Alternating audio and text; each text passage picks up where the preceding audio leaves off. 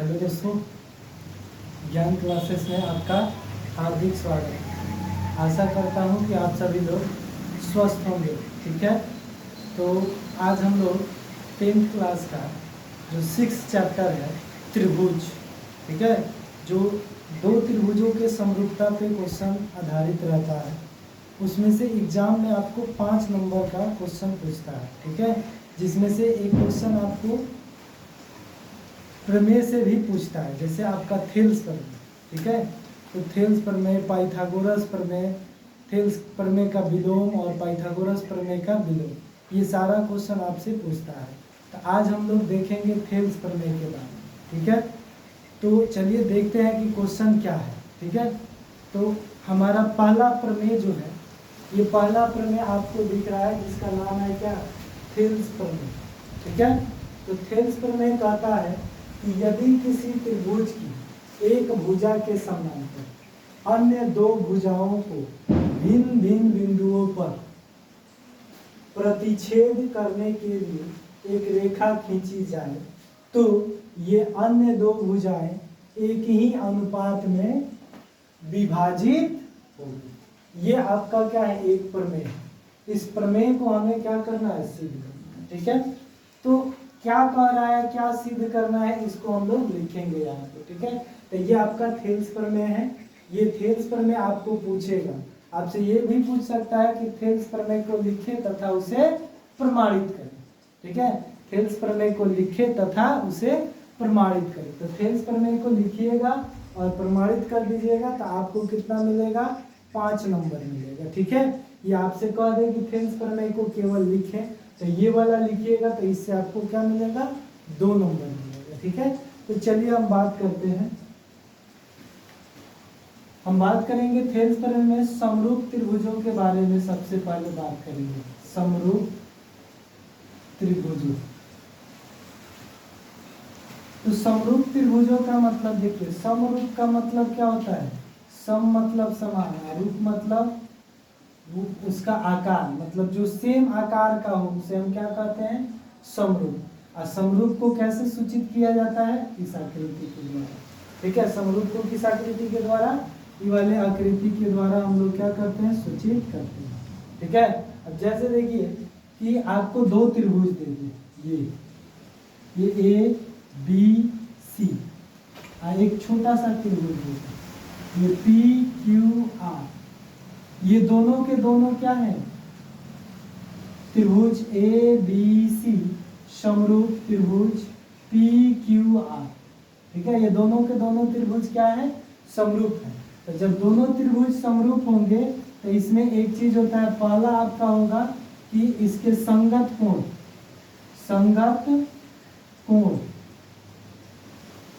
बराबर होंगे। ठीक है, दूसरा कहेगा आपका, जब ये संगत कोण बराबर होते हैं, तो इनके भुजाएं क्या होती है, दोनों त्रिभुज की भुजाएं एक ही अनुपात में होती है। तो यहाँ पे इनके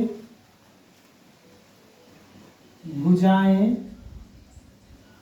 एक ही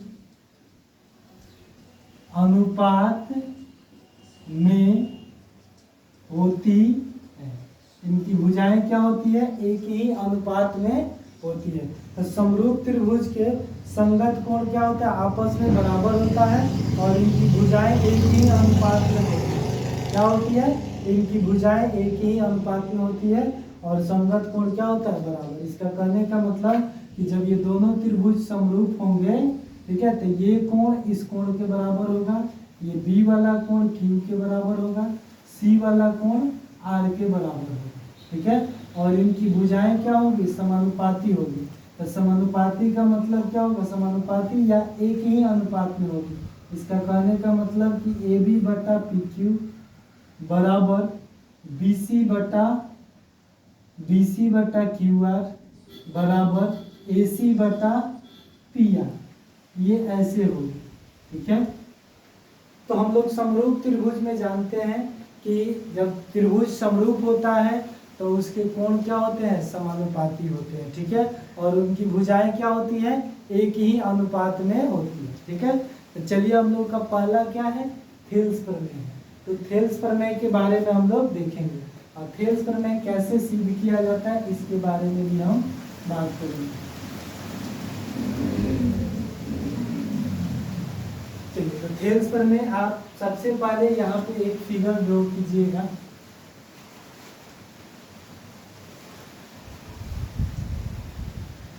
ठीक है, ये ए हो गया, बी हो गया, सी हो गया, ये क्या हो गया आपका त्रिभुज हो गया। अब इस त्रिभुज में ये कह रहा है कि यदि किसी त्रिभुज की एक भुजा के समानांतर, तो एक भुजा मान लीजिए ये है BC, BC के समानांतर हम एक और भुजा यहाँ पे खींचते हैं। ठीक है, तो BC के समानांतर जब हम एक भुजा खींचे तो ये जो आपको दिख रहा है इसको हम D मान लेते हैं और इसको E मान लेते हैं। तो ये जो DE भुजा खींचा जा रहा है किसके समानांतर, BC के समानांतर। तो ये AC को E बिंदु पर और AD को D बिंदु पर क्या कर रही है, प्रतिच्छेद कर रही है। तो अन्य दो भुजाओं को भिन्न भिन्न बिंदुओं पर प्रतिच्छेद करने के लिए, तो देखिए प्रतिच्छेद की है, ठीक है, करने के लिए एक रेखा खींची जाए। तो देखिए प्रतिच्छेद कर दी, एक रेखा हम खींच दिए। ठीक है, रेखा कह रहा है तो हम ऐसे भी इसको कह सकते हैं। ठीक है, तो ये D एक रेखा खींच दिया गया, तो ये अन्य दो भुजाओं को एक ही अनुपात में विभाजित हो जाती है, मतलब अन्य दो भुजाएं एक ही अनुपात में विभाजित हो जाती है। इसका कहने का मतलब AD बटा DB बराबर AE बटा EC एक ही अनुपात में विभाजित हो जाती है। इसको आपको सिद्ध कर देना है। ठीक है, तो सबसे पहले हम क्या करेंगे, हम लिखेंगे कि दिया है, दिया है। अब क्या आपको दिया है इसके बारे में बात करेंगे। ठीक है, और उसके बाद हमें क्या सिद्ध करना है इसके बारे में बात करेंगे। तो हमारे पास दिया है त्रिभुज ABC में क्या है, त्रिभुज ABC में BC पैरेलल D, क्या दिया है, BC parallel DE, BC parallel DE। तो हमें सिद्ध क्या करना है, सिद्ध करना है, क्या सिद्ध करना है, AD बटा BD, AD बटा BD बराबर AE बटा EC। तो देखिए हमारे पास त्रिभुज है, एक त्रिभुज ABC है। ठीक है, तो ये एक त्रिभुज हुआ ABC, इसमें एक आधार है आपका BC।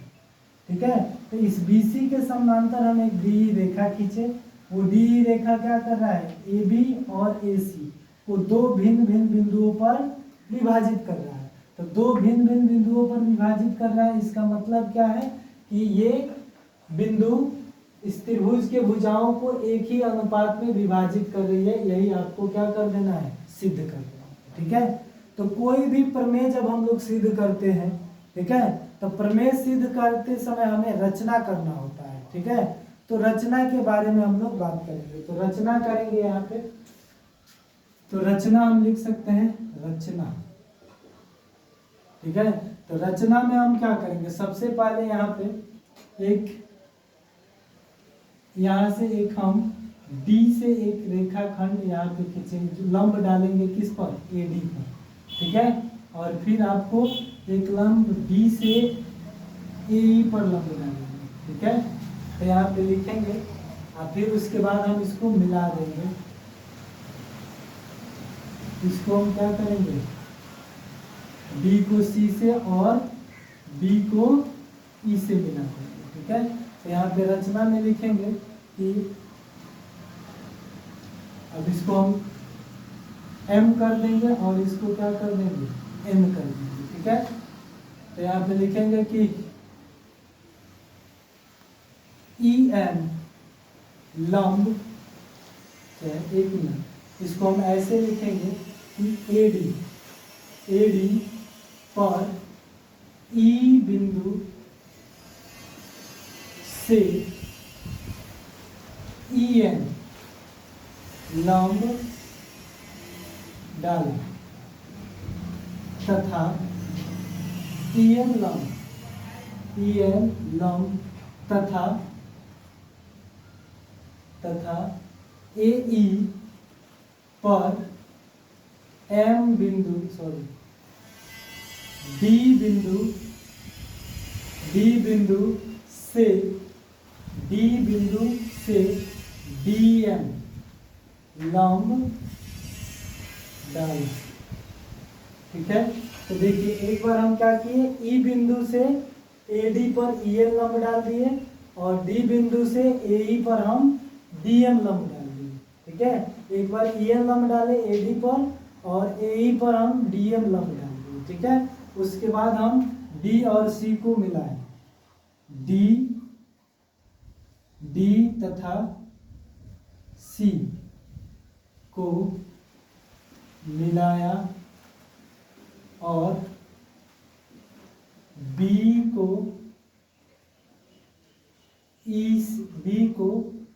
E से मिलाया। ठीक है, मतलब बिंदु D को C से मिलाया और बिंदु B को E से मिलाया। तो ये हो गया आपका क्या, रचना। ठीक है, तो हम लोग इतना काम कर लिए, जो काम इसमें किए हैं वही काम हम यहाँ पे लिख दिए। ठीक है, अब हम बात करेंगे उपपत्ति, प्रूफ, प्रमाण में हम लिखेंगे प्रमाण। ठीक है, तो प्रमाण में हम अगर बात करते हैं या उपपत्ति की बात करते हैं, ठीक है, तो प्रमाण में आप देखिएगा सबसे पहले हम ऊपर चलेंगे यहाँ पे ई वाले त्रिभुज में। ठीक है, ADE का, ठीक है, ADE का और एक आपका त्रिभुज ये है। ठीक है, तो हम बात करेंगे किसमें, त्रिभुज ADE का क्षेत्रफल। तो त्रिभुज ADE का क्षेत्रफल क्या होता है, 1/2 इंटू आधार गुणे, कोई भी त्रिभुज हो उस त्रिभुज का क्षेत्रफल क्या होता है, आधार गुणे ऊंचाई। ठीक है, तो आधार क्या है इसमें, ये लंब किस पर है, EN लंब किस पर है, AD पर है। तो AD पर है तो यहाँ पे AD लंब हो जाएगा, क्योंकि हम ADE का क्षेत्रफल पूछ रहे हैं। और आपका लंब क्या हो जाएगा, ऊंचाई क्या हो जाएगा, EN हो जाएगा। क्या हो जाएगा, EN। बात समझ में आया। अब इसको हम क्या करते हैं, समीकरण 1। ठीक है, उसके बाद आप कीजिएगा क्या, अब आप त्रिभुज DEB का, चाहे DBE का, तो यहाँ पे देखिए त्रिभुज DBE का क्षेत्रफल। तो DBE का क्षेत्रफल क्या होता है, 1/2 आधार गुणे ऊंचाई। कोई भी त्रिभुज होगा उस त्रिभुज का क्षेत्रफल क्या होता है, 1/2 आधार गुणे ऊंचाई। तो यहाँ पे आपका क्या हो जाएगा, 1/2 इंटू, ठीक है, आधार क्या हो जाएगा, आधार आपका क्या होगा, DB। ठीक है, ये क्या हो जाएगा, DB। और ऊंचाई क्या हो जाएगा, ऊंचाई आपका EN हो जाएगा। अब EN कैसे हो, ठीक है, तो जब भी आप त्रिभुज बनाइएगा ना, तो एक होता है ऐसे त्रिभुज, इस त्रिभुज को हम लोग क्या कहते हैं, अधिक कोण त्रिभुज। अधिक कोण त्रिभुज क्या कहते हैं, अधिक कोण त्रिभुज। तो अधिक कोण त्रिभुज में लंब नहीं होता है, लंब नहीं होता है तो यहाँ से हम लोग क्या करते हैं, लंब गिराते हैं। ठीक है, तो ये वाला जो बनता है ना, यही आपका क्या कहलाता है, उस त्रिभुज का लंब कहलाता है। तो आप देखिए ये वाला जब टर्म आप देखिएगा यहाँ पे, तो ये अधिक कोण त्रिभुज हुआ। तो इस DBE का अगर हम लंब की बात करते हैं तो वो क्या हो जाएगा, EN हो जाएगा। ठीक है, तो EN हो जाएगा, तो यहाँ पे हमारा 1/2 DB गुणे EN, इस समीकरण क्या हो गया, 2। ठीक है, अब यहाँ से हम क्या करेंगे, समीकरण 1 में 2 से भाग, समीकरण 1 में 2 से भाग देने पर, तो समीकरण 1 में 2 से भाग देने पर त्रिभुज ADE का क्षेत्रफल बटा त्रिभुज DBE का क्षेत्रफल। तो देखिए समीकरण 1 में ADE का क्षेत्रफल क्या है, 1/2 इंटू AD आई इंटू ई एन, बटा डी बी ई का क्षेत्रफल क्या है 1/2 इंटू डी बी गुणे ई एन। ठीक है, इसको डी बी कहिए या चाहे बी डी कहिए, बी डी ही लिख लीजिए। ठीक है, बी डी, यहां भी आप बी डी लिख के चलिए। ठीक है, अब देखिए ई एन से ई एन खत्म हो गया। ठीक है, तो ई एन से ई एन जब खत्म हुआ तो अब आपके पास क्या बच गया, आपके पास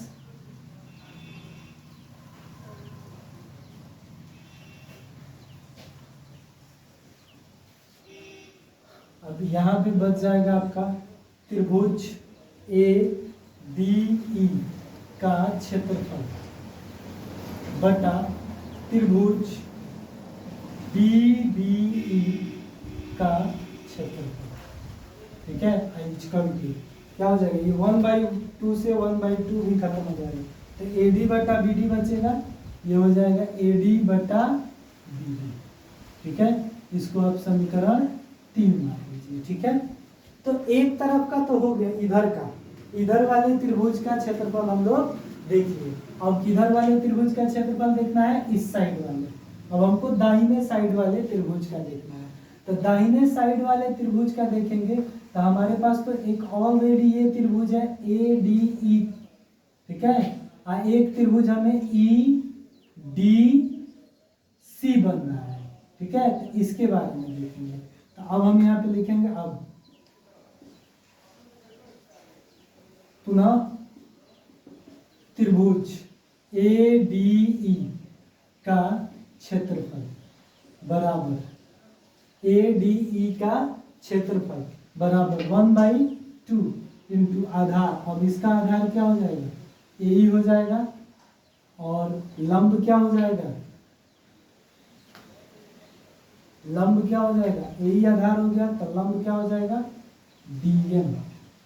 क्या हो गया, डी एम।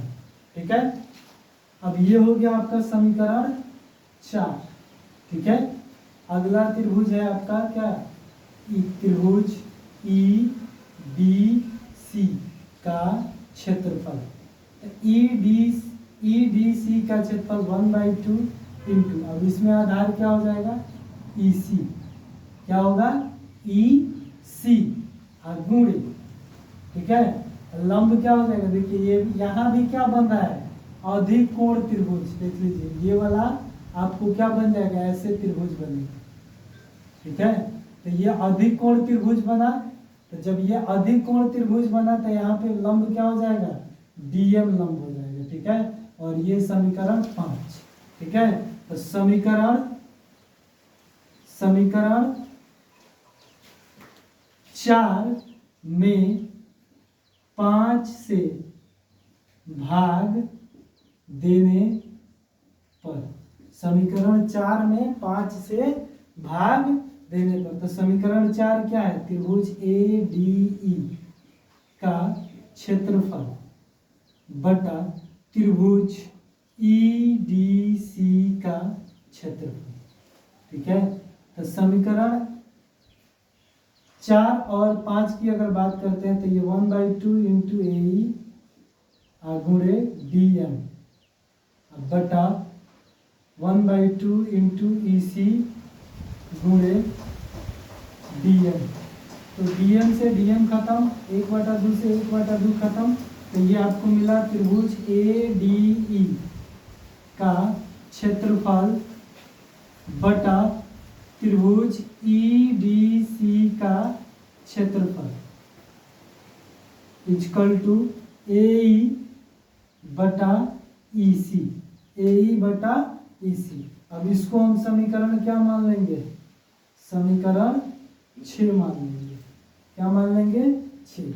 यहाँ पे समीकरण क्या था हमारा, यहाँ पे समीकरण था 3। ठीक है, समीकरण 3।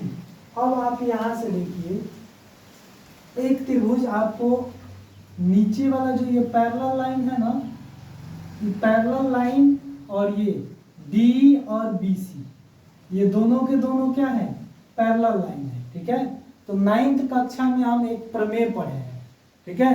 9th कक्षा में क्या है, एक प्रमेय है कि यदि दो समानांतर रेखाओं के बीच एक ही आधार पे दो त्रिभुज बनते हैं तो वो दोनों त्रिभुज का क्षेत्रफल क्या होता है, आपस में बराबर होता है। तो यहाँ पे देखिए ये आधार D है, D का आधार जैसे आपका त्रिभुज दिख रहा है DBE, ठीक है। त्रिभुज आपको क्या दिख रहा है, DBE, और एक त्रिभुज दिख रहा है EDC। ये दोनों त्रिभुज का आधार क्या है, D है, और ये दोनों त्रिभुज DE और BC के क्या है, पैरेलल है, ठीक है। तो प्रश्न में ऊपर दिया है कि BC पैरेलल DE, तो हम यहाँ पे लिखेंगे कि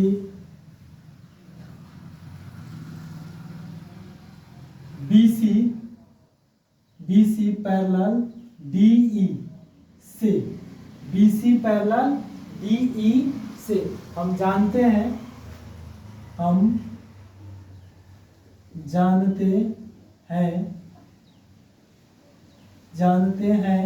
कि दो समानांतर रेखाओं के बीच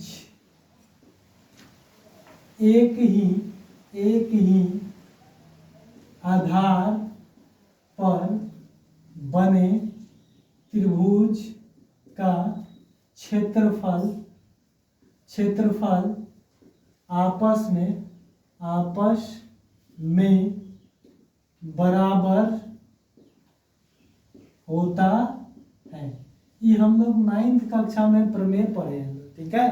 तो यहाँ पे जो BC पैरेलल DE दिया है, क्या दिया है, BC पैरेलल DE से हम कह सकते हैं कि दो समानांतर रेखाओं के बीच एक ही आधार पर बने त्रिभुज का क्षेत्रफल आपस में बराबर। तो ये DE और BC मतलब BC और DE दोनों क्या है, समानांतर रेखा है, और ये समानांतर रेखा में एक त्रिभुज EDC और एक त्रिभुज DBE दोनों क्या है, आपस में बराबर होंगे। इसलिए हम लिख लेंगे, इसलिए त्रिभुज DBE का क्षेत्रफल बराबर त्रिभुज EDC का क्षेत्रफल, EDC का क्षेत्रफल, ये दोनों क्षेत्रफल क्या हो गया, बराबर हो गया, ठीक है। अब देखिए यहाँ पे आपको दिख रहा है कि ये जो क्षेत्रफल है दोनों बराबर हो गया, किस त्रिभुज का, DBE का क्षेत्रफल और EDC का क्षेत्रफल, ये दोनों क्या हो गया, बराबर हो गया, ठीक है। अब जब ये बराबर हो गया तो किसी भी एक समीकरण में आप रख दीजिए, या तो 3 में रखिए और नहीं तो आप कहाँ रखिए, 4 में रखिए, ठीक है। 3 में इसको हम 4 नहीं मानेंगे, 6 मानेंगे, ठीक है। तो आप समीकरण 3 में रखिए या नहीं तो 6 में रखिए, ठीक है। तो समीकरण 3 या 6 में अगर हम रखते हैं तो यहाँ से हम क्या करेंगे, अब देखिए DBE का क्षेत्रफल, तो DBE का क्षेत्रफल, DBE की जगह हम क्या रख सकते हैं, EDC रख सकते हैं, EDC, ठीक है। तो यहाँ पे लिखेंगे कि इसको समीकरण 8 कर लेंगे, ठीक है, सॉरी 6 हो गया, तो इसको हम समीकरण 7 कर लेंगे। तो यहाँ पे लिखेंगे समीकरण 7 का मान समीकरण 3 में रखने पर, तो समीकरण 3 में जैसे रखेंगे तो देखिए समीकरण 3 क्या है, त्रिभुज ABE का क्षेत्रफल, ठीक है। अब बटा देखिए DBE का क्षेत्रफल, तो DBE किसके बराबर है, EDC के बराबर है, EDC के बराबर है ना। तो हम यहाँ पे क्या लिख देंगे, त्रिभुज EDC का क्षेत्रफल बराबर, तो देखिए ADE का क्षेत्रफल में अगर हम देखते हैं तो यहाँ पे क्या हो जाएगा, ये समीकरण 3 दिया है, AD बटा BD, AD बटा BD। अब ये जो आपको समीकरण मिल रहा है ये समीकरण मिल रहा है क्या, समीकरण 8। क्या मिल रहा है, समीकरण 8। ठीक है, अब इस समीकरण 8 की अगर बात करते हैं तो समीकरण 8 को देखिए और समीकरण 6 को देखिए। तो समीकरण 8 जैसा है वैसा ही समीकरण 6 भी है, जैसा समीकरण 8 वैसा ही समीकरण 6। तो इसका मतलब ये और ये, मतलब इसका लेफ्ट हैंड साइड समीकरण 8 का, ठीक है, और समीकरण 6 का लेफ्ट हैंड साइड, दोनों का लेफ्ट हैंड साइड क्या हो गया, बराबर हो गया। इसका मतलब राइट हैंड साइड भी दोनों का क्या हो जाएगा, बराबर हो जाएगा। ठीक है, तो हम यहाँ पे लिख लेंगे कि समीकरण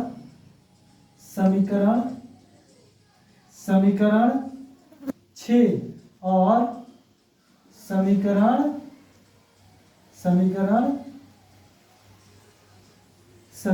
8 से, समीकरण 6 और समीकरण 8 से, तो समीकरण 6 में ADE का क्षेत्रफल बराबर EDE का क्षेत्रफल। ठीक है, तो समीकरण देखिए, समीकरण 8 में और समीकरण 6 में, तो समीकरण 8 का लेफ्ट हैंड साइड क्या है, बराबर है किसके, समीकरण 6 के लेफ्ट हैंड साइड। तो इसमें हम क्या करेंगे कि दोनों को देख लेंगे हम, यहाँ पे इतना बराबर हम क्या कह सकते हैं, इतना कह सकते हैं। ठीक है, तो इसको हम लिखेंगे यहाँ पे, इसलिए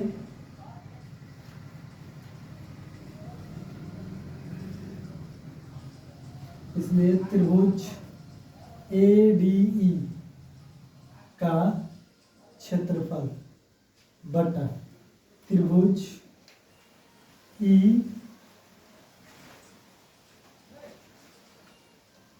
चाहे यहाँ पे डायरेक्ट कर लो, ये दोनों बराबर हो गया। तो समीकरण 8 से हम कह सकते हैं AD बटा BD बराबर ये क्या हो जाएगा, AE बटा EC।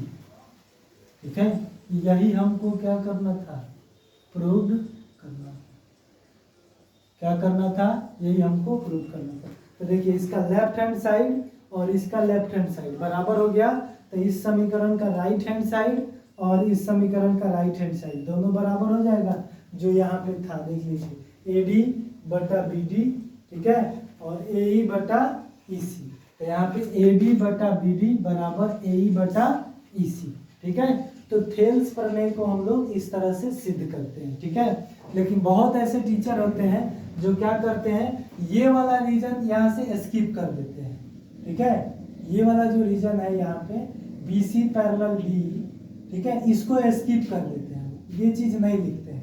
ठीक है, जो कि बच्चों को समझ में नहीं आता है। ठीक है, तो आपको ये चीज स्किप नहीं करना है, ये स्किप कर दीजिएगा तो फिर अगला जो आदमी इसको देखेगा उसको समझ में नहीं आएगा, तो ये आपको नंबर कट के मिलेगा। ठीक है, तो जिस तरीका से हम स्टेप बाय स्टेप कराए हैं सेम ऐसा ही आपको एग्जाम में कर लेना है। ठीक है, एकदम पक्का है कि इस बार 2027 में ये बोर्ड के एग्जाम में 5 नंबर का क्वेश्चन रहेगा। ठीक है, तो इसको बहुत इत्मीनान से कर लेना है। ठीक है, बार बार इसे घर पे प्रैक्टिस कीजिए। ठीक है, प्रैक्टिस कीजिएगा तो ये एकदम आएगा आपको। ठीक है, तो चलिए आज के लिए हम लोग यहीं पे समाप्त करते हैं। तो एक बार आप इसे ध्यान से देख लीजिए और इसका स्क्रीनशॉट ले लीजिए, हम थोड़ा हट जाना है। ठीक है, चलिए तो ऐसे ही क्वेश्चन करने के लिए हमारे चैनल को ज्ञान क्लासेस बंगरा को सब्सक्राइब करें और लाइक कमेंट ज़रूर करें कि ये वीडियो आपको कैसा लगा। ठीक है, तो चलिए आज के लिए इतना ही। जय हिंद दोस्तों, चलिए।